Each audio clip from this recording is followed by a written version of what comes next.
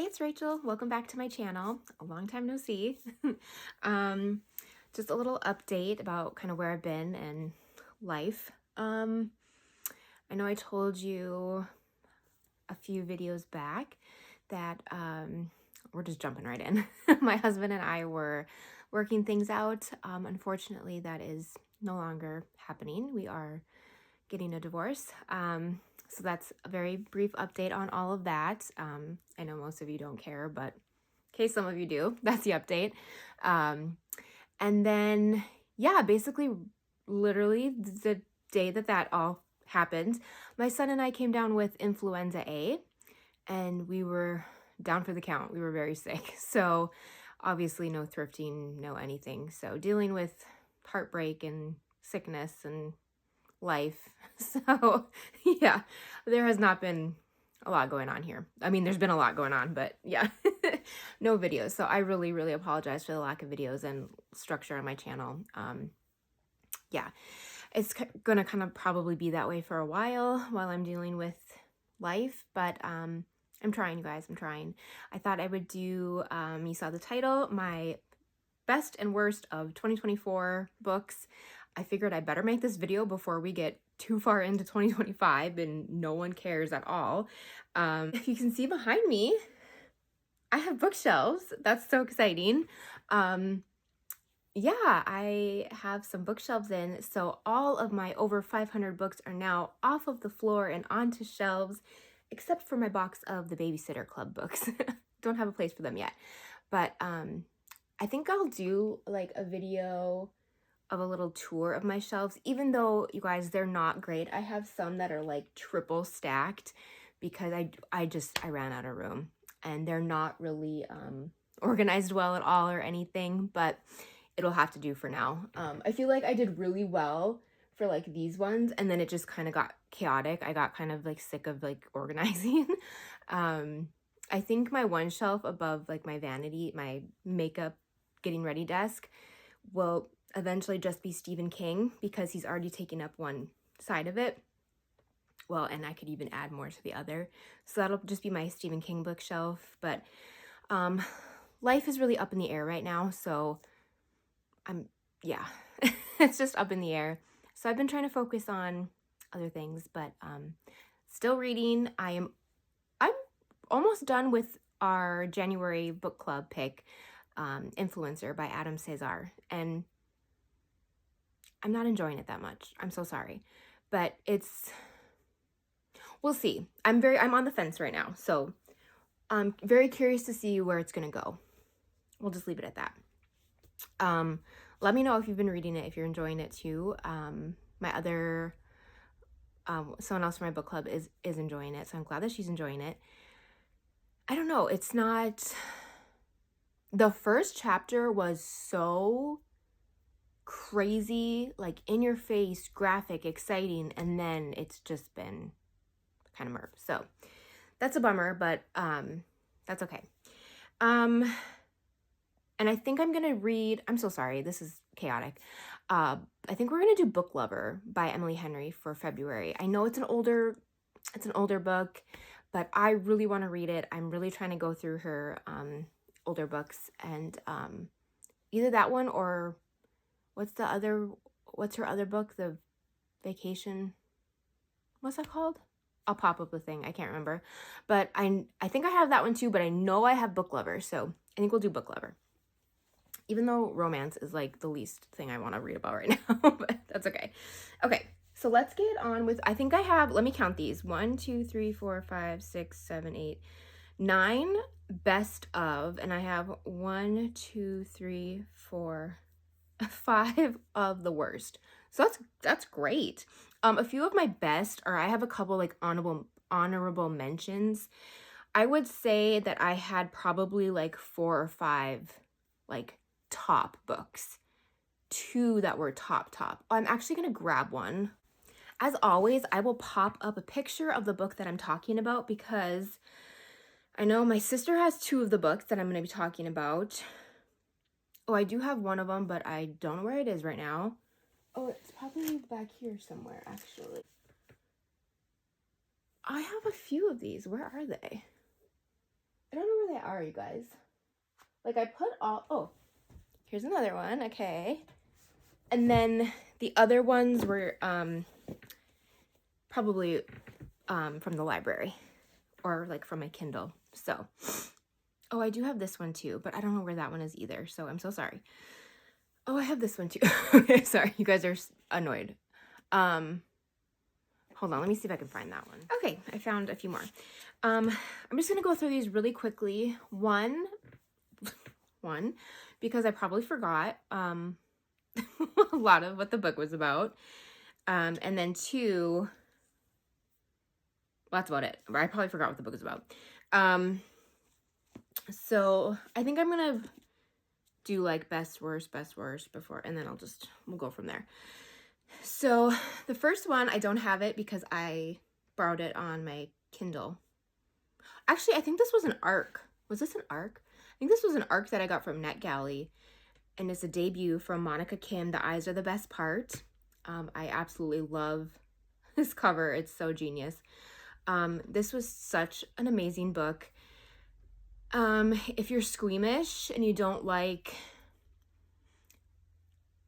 I want to call it gore, but it's like beautiful. It's like beautiful gore. It's like, it's very much a good for her type of book. We have our main character. I'm so sorry. I'm not going to say name. We're just work with me. Okay. I'm trying to do this before my son gets home from school. We have our main character and her sister and her mother, and their father basically walks out on them, to be with another woman. And it just leaves their family distraught. And our main character is also dealing with the pressures of school as well. And she's really going through it. She's going through something very intense. And then her mother meets that they are of Asian descent as well. And this mother meets a very, what's called racist white man. And he moves in to their home and does not hide his racism, we'll just say that. And then the daughter becomes obsessed with his eyeballs, his eyes, and eyes in general. And it just, yeah, that's where I'll leave it. I'm trying not to do spoilers in this video. I will try my best. But yeah, it's just a really great book looking at, I guess, the pressures, like societal pressures put on women and children, like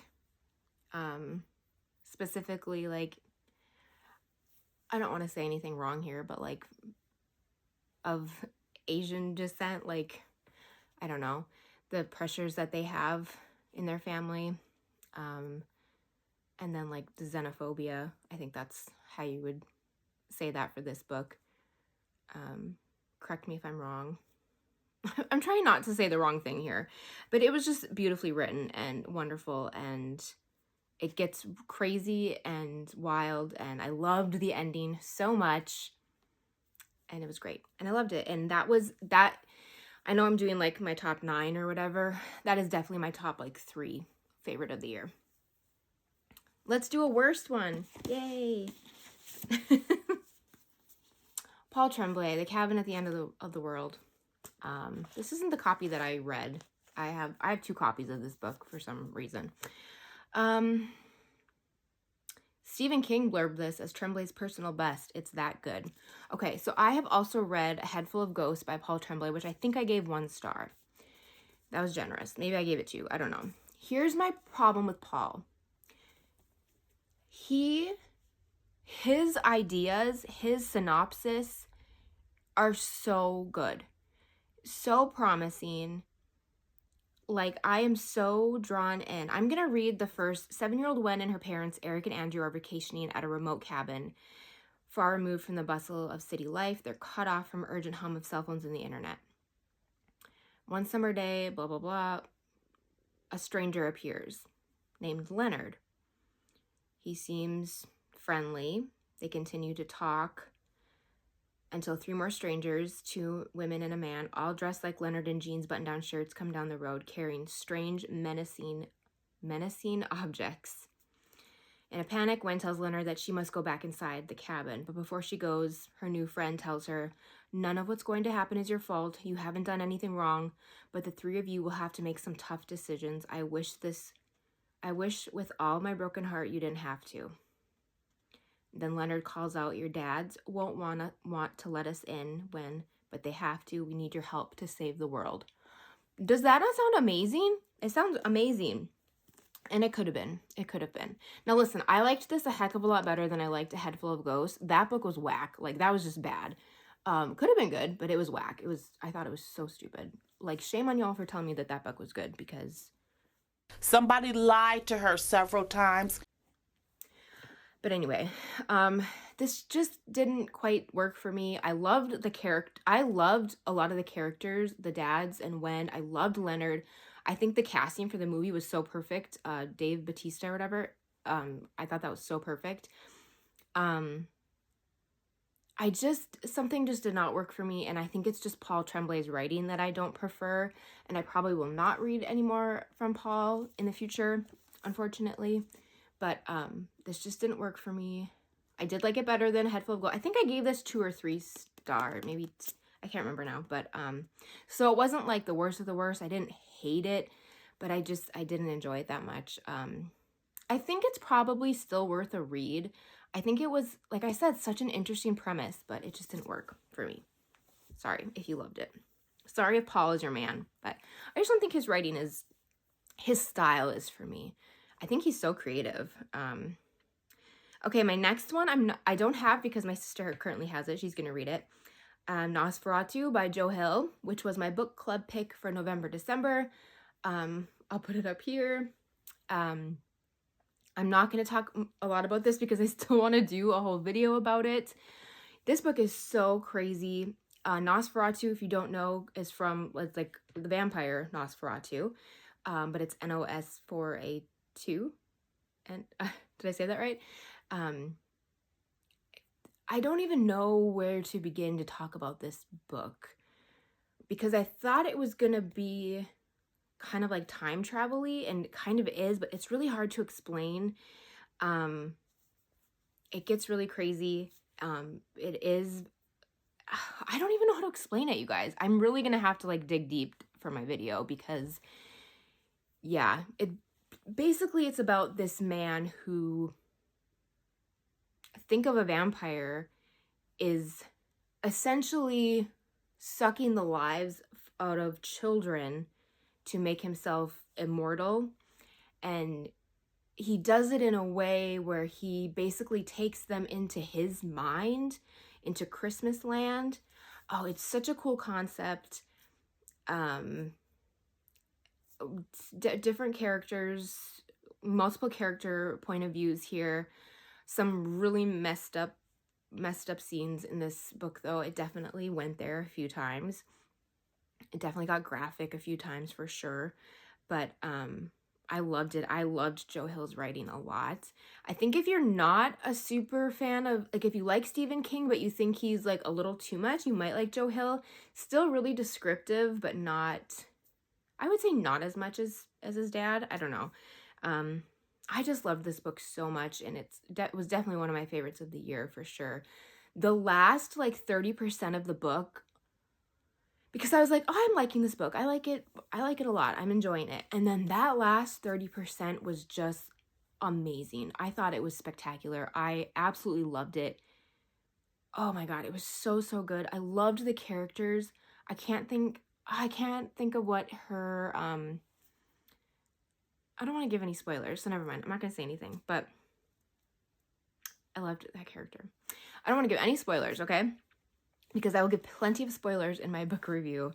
But yeah, I thought the Nosferatu, NOS4A2, whatever, because that's his license plate, and the car is a huge part of the story, and him essentially being this vampire, like, it's so genius. I loved it. Okay, going on to something that I absolutely hated, and I don't have a copy because this was another ARC that I received. So thank you very much to NetGalley, but wow, I sure wasted my time. The Fury by Alex Michaelides. I do believe that this was my first from Alex, And then I read The Silent Patient, which is coming up. Wow, you guys, when I read this, it read like a bad debut novel to me. Like I thought it was so bad.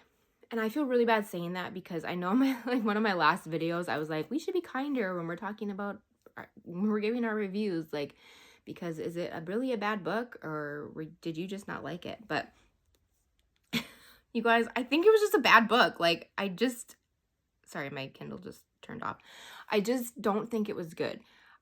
I thought it was so boring. The like twists, yawning, boring. I just thought it was so boring. I hated the characters. I thought it was such a played out, predictable plot. Like, I just thought it was so silly. I didn't like any of it. I think it would have made an interesting, or would make maybe like a worthwhile, interesting movie. But even again, I just think it's played out. I don't think it's worth your time. I'm sorry. Maybe if you like Alex Michaelides' writing, but I didn't like it. I gave it 2 stars, and I think I should give it 1. I didn't like it. Thought the characters were insufferable. I'm just gonna say,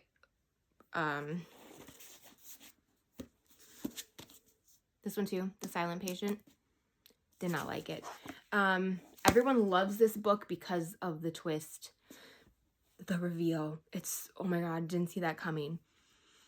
I thought it was such a lazy twist. I thought it was very,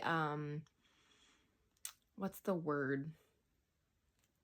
Like he duped us. Like, it was such a like, really? That's what you did? Like, I don't know. I just thought it was silly. I think the story itself was pretty good, and I actually liked the writing a lot better on this one. I think I gave this 2 or 3 stars. I didn't hate it. When I got to the end, I was just like, okay, you know? So I did like the story and the writing a lot better on this one. I don't really get the hype on it, I guess, but anyway. Oh, I don't have this one either. My sister also has this one. American Psycho by Bret Easton Ellis. I did a whole video on this. I will link down below. Guys, I love this book. 5 stars. It was our book club pick for October, and I loved it, and it was wonderful, and it was so funny. So funny. Hello, American Psycho is funny, and absolutely incredibly disgusting and gross and horrifying, and read at your own risk. It goes there. It really goes there. And it's awful and wonderful. And I loved every second of it. And it's just about our character, Patrick Bateman, who is... Oh, it's in the 80s, and consumerism, and how he is going through it, and basically him going through psychosis and just getting crazier and crazier and more out of touch with reality, and his journey through that. And we get to see it all, and it's incredible and crazy and wonderful, and I loved every second of it. And you can go watch my video and hear all my thoughts and all of the conspiracies that surround the book and the movie, because we talk about the movie as well, which I love. Go watch the movie too. If you're a little squeamish and you don't think you can handle the book, the movie's still like, it's still bad, but it's not as bad as the book. And Christian Bale is perfect. Okay, another one that I got from the library that I do not have is The Nothing Man by Catherine Ryan Howard. I said this on my other video. I don't know why I read this. I don't know who recommended it to me or why I read it. I did not like this book, you guys. It was so promising to me because I loved the premise. You are reading it from the serial killer's perspective. He is reading a book about himself and the author is one of his victims that got away. Such a cool premise, right? It's so boring. It's really boring to read a book about, like, what's the word I'm trying to think of? To just read about, like, not killing. Well, I mean, yeah, he did kill people, but like break-ins, and you're essentially reading a book about a book. Like you're reading a book of a book, and it just wasn't interesting enough. The parts where it was him, you know, reading this and kind of going a little more crazy and like thinking like, oh my gosh, does she know who I am? Like whatever, and him reliving those crimes that he committed. Interesting, I guess. But the book itself, I thought it was so dull and so boring. I did like the ending, I get. No, I don't know. I just thought it was really boring, to be honest. I thought it was going to be a little more interesting. I thought it was going to be a little more exciting. I just didn't think it was. I do have her other book that I just picked up not that long ago, 56 Days, right? That's what it's called. I'm definitely giving her another try because I didn't like dislike the writing. Like I thought the writing was pretty good, and the plot was, I thought it, you know, a good idea, but it didn't quite work for me. I just thought it was boring. That was also, I read that at a really bad time in my life, so I just have like negative thoughts when I think about that book in general. So, but I just did not enjoy it, and yeah, he was a yucky guy though. They definitely portrayed him like well in the book. I will give him that. Okay, I'm gonna leave this next one for last because I think I am gonna call it my favorite book of the year. So this is an honorable mention, but I just wanted to say A Christmas Carol by Charles Dickens is, I read this every December. I try to read it like on Christmas Eve. I just read the whole thing. It's really short. This copy is 99 pages. Oh, and this is just so 96 pages. You can fly through it. I always say this is such a great classic to begin with if you're someone that wants to get into classics, or you don't know where to start, or you just, I don't know, especially if you want to start with Dickens. Dickens is it's a hard read. He is not a very forgiving writer. He is very like old Englishy, you know. But this is such a great book to start with because everyone is so familiar with the story of A Christmas Carol and Ebenezer. So if you know the story, it is so much easier to follow along. Yes, it's still like timey writing, you know, like, I was gonna see if I could find like, if I could find something, but that was old timey, but you know what I mean. There's some words that you're just like, what the heck does that mean? But it's easy to follow if you know the story, and it just makes me cry, and I love it, and it's my favorite Christmas story, excuse me, and I just love it so much. So it's always a 5-star for me, and I love it, and I don't ever get sick of reading it. I just think it's so wonderful to relive it. And of course, I watch the movie at least once every December as well. How are we on time? We're great. Okay. Next up, I only have one more like negative review, so I'm going to keep going with the good. Another honorable mention, I think I gave this 4 or 5 stars, I can't remember, was Bunny by Mona Awad, which I also have a whole video about because it was it a book club pick? Yeah. January's of last year? I can't remember now. I will post my video down below. This is such, when you think of like, when people say this was a fever dream of a book, they're talking about Bunny. This is so crazy weird. Like I said, I have a whole video about it if you want to check it out. It's so kooky, so great. Basically about this group of girls that call themselves Bunny. Like, hi Bunny, oh hi Bunny. And this other girl who's kind of an outsider.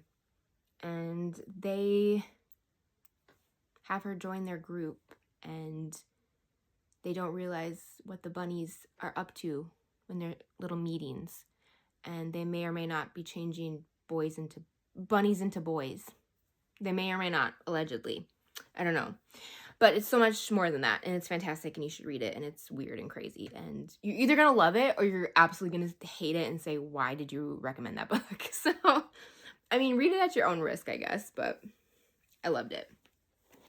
Let's talk about Mary and my love for Nat Cassidy. Full disclosure, I liked Nestlings maybe a little better than Mary. Because I loved Nestlings. I didn't read that last year, though. I read it the year before. If you haven't read Nestlings yet, read it.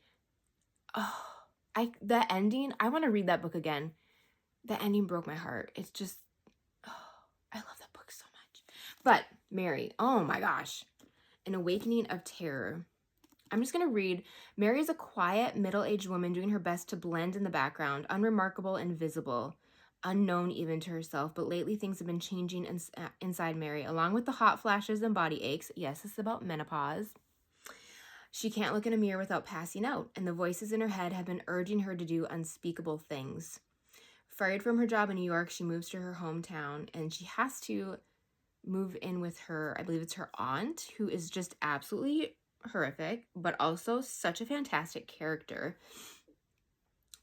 Hoping to reconnect with her past self, instead, visions of terrifying, mutilated specters overwhelm her with increasing regularity. So she sees these horrific, ghostly, not even ghostly figures, just horrifying figures. She discovers that these experiences are echoes of an infamous serial killer. Then the killings begin again. Mary's definitely going to find herself. This one is a little bit longer. It is 392 pages. Oh, it's so good, though. It's so good.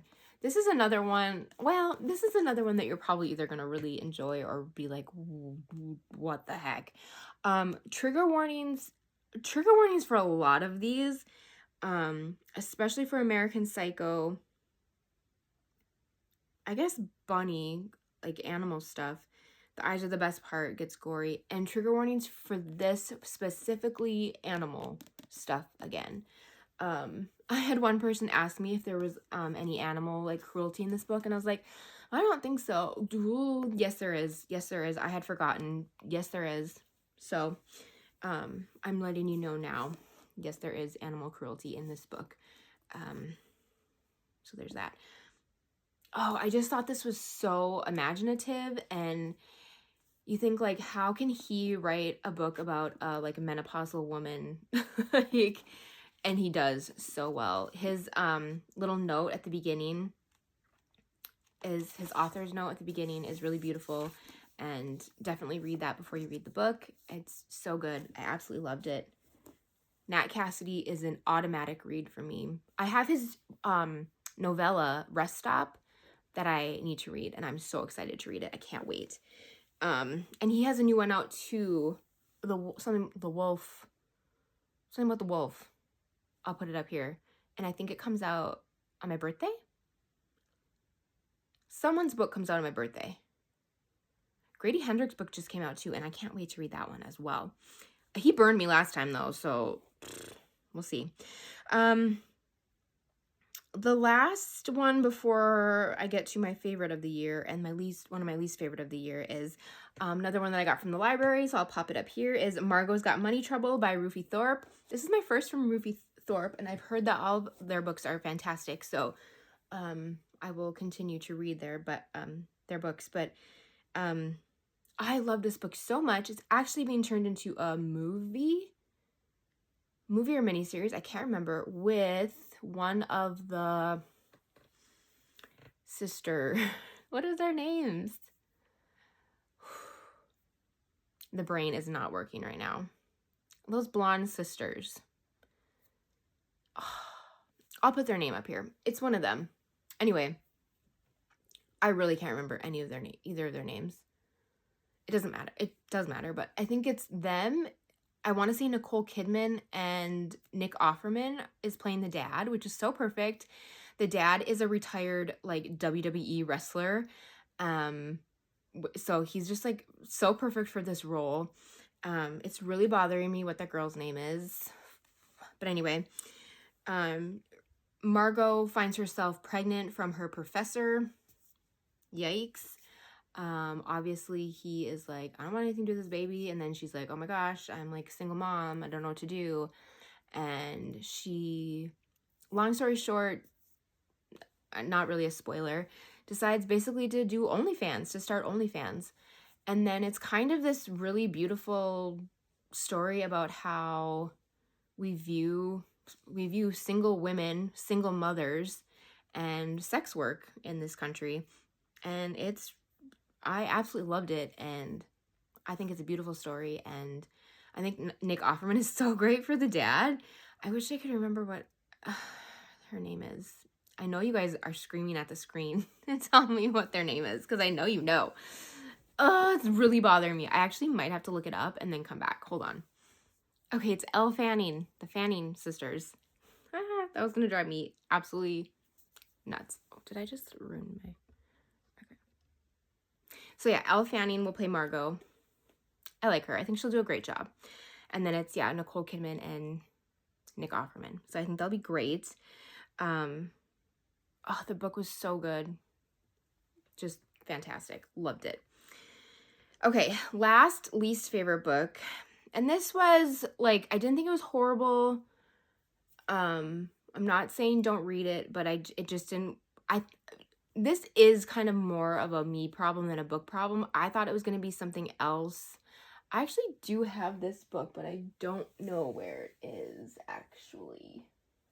Do we see it anywhere? I don't see it. I do own it, though, but I don't know where it is right now. It's The Ruins by Scott Smith. I don't know where my copy is right now. Do you guys see it anywhere behind me? It's probably right in front of me, or it's in my other... I also have a bookshelf in my living room filled with books, so it could be in there too, or it's up there. Oh, it might be up there. It doesn't matter. The Ruins. So I thought that this is about a group of college kids that go to another country and act stupid, essentially. But I thought this was going to be about, like, some sort of, like, tribe or something that, like, tortures these kids or something like that. I did not think it was about, like, nature overtaking them, essentially. And again, that doesn't make it, like, a bad book. It's just not what I was expecting. I don't know. These people were just so stupid that I was just kind of like, you deserve everything you got. You know what I mean? I don't know. I just thought they were so stupid. Like, dumb Americans, basically. What I will say, though, is body horror is one of my favorite things. Like, it's one of my favorite things to read. It's, like, my favorite kind of horror book. And the body horror was fantastic in it. I know there's a movie, too, which I probably wouldn't be able to stomach to watch. But I love to read about it.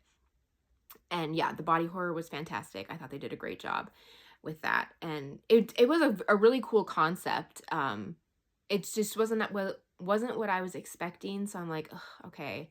I kind of had to pivot, and it just wasn't... I don't know. I didn't love it. But I still think you should read it. I still think it's a good book. It's an older book. It's like it's quite old. So you've probably already read it, but I don't know. It was just okay. So, like, not the worst of the worst for me. It was just okay. But I thought I heard something outside. Sorry. Yeah, it's so frustrating when characters in books just continue to make such stupid choices.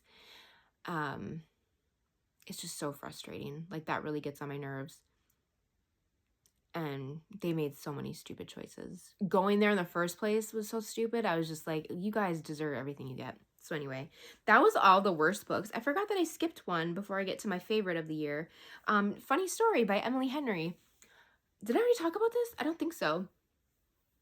I don't read a lot of romance, as you can see, but she's an automatic read for me now. I've only read 2 by her, Happy Place and Funny Story. About to read Book Lovers next month, hopefully. I love this book so much. Very relatable to me. Our main character, don't ask me her name, I don't remember, essentially gets... What happens to her? Gets divorced or dumped? They move in together and she gets dumped, like, that day.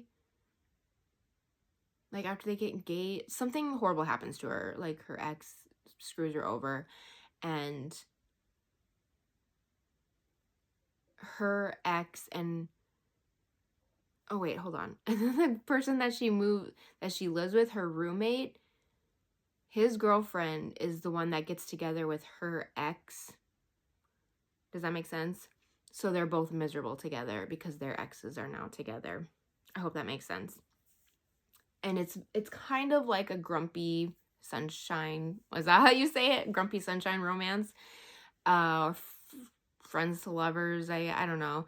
People like to compare it to like Nick and what's her name from New Girl. I think that's fairly accurate. Kind of fun. What I love so much about Emily Henry is I think she's so relatable in her writing.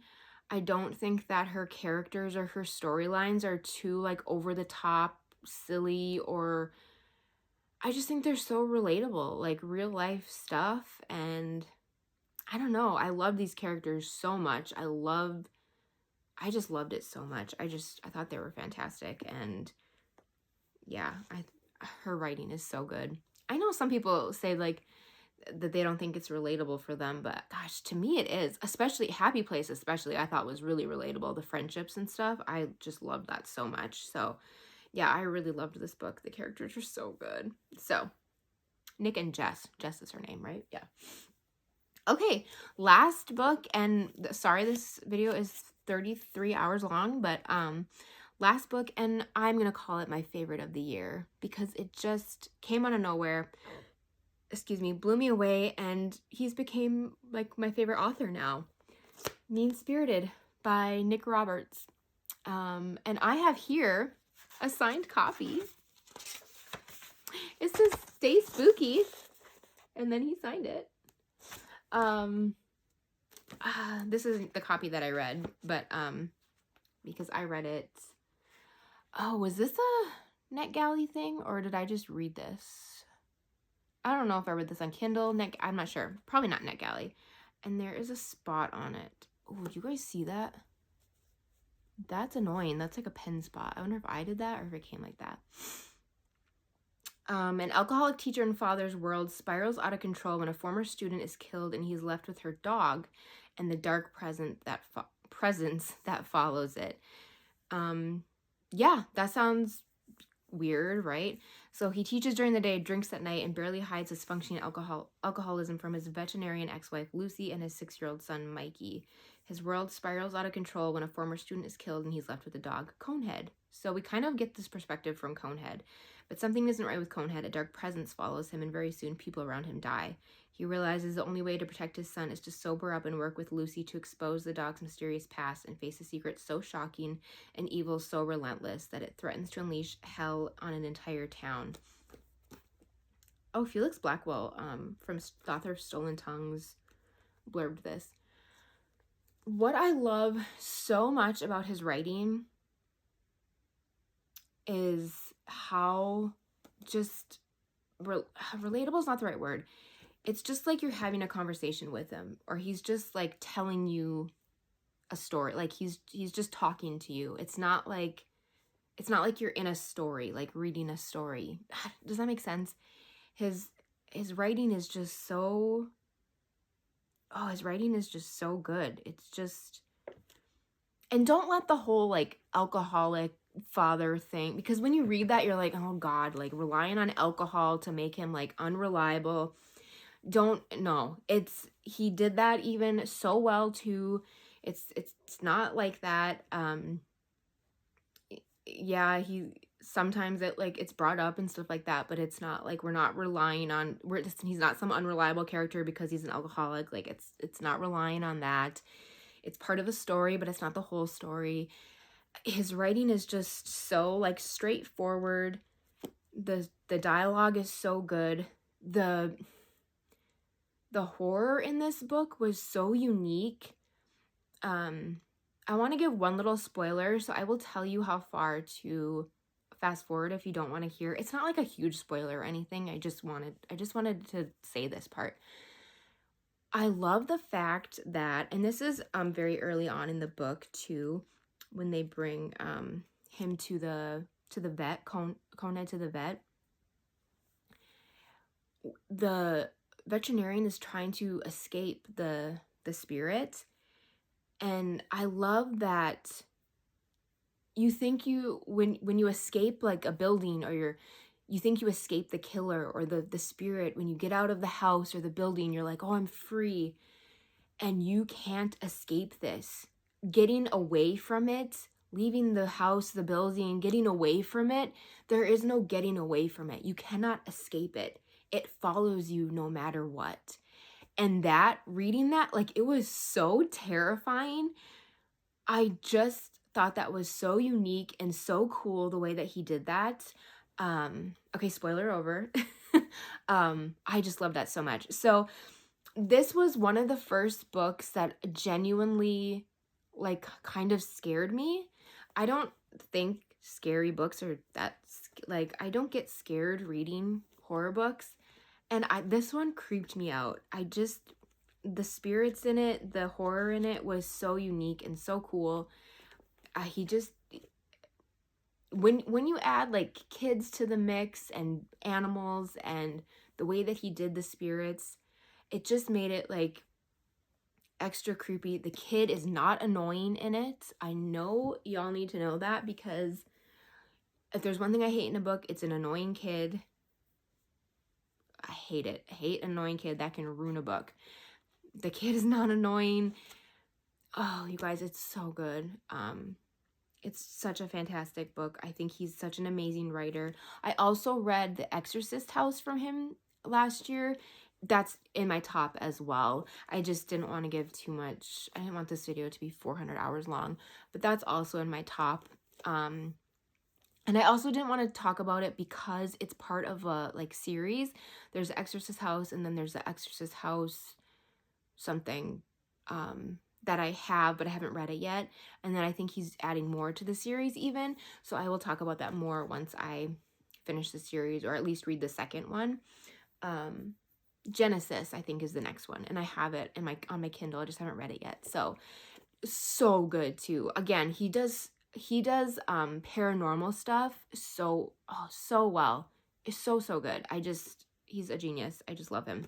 So if you guys have not checked out Nick Roberts yet, please do so. He's such a great writer. I follow him on Facebook too. He's super funny, and yeah, he's great at what he does. He comes up with some really creepy stuff, let me tell you. So, okay, that was everything. I hope that you enjoyed. I'm so sorry that I got really rambly and like forgot half of what these books were about, but I still hope that you enjoyed it. Again, I'm sorry about the sporadic uploads and everything. Hopefully I can get at least 1, maybe 2 videos up a week. It is a little bit hard right now. Living situations and whatnot is a little tricky, but that's okay. We are surviving. We are doing it. We are all good. So I did hope you enjoyed this video. Give it a thumbs up if you did. Let me know what your favorite books of last year were. Were any of these on your list, or your least favorite? Let me know what that was too. Maybe some of my favorites were your least favorite. Let me know. Yeah, let me know down below. Subscribe if you haven't already, and I will see you in the next one. Take care. Bye.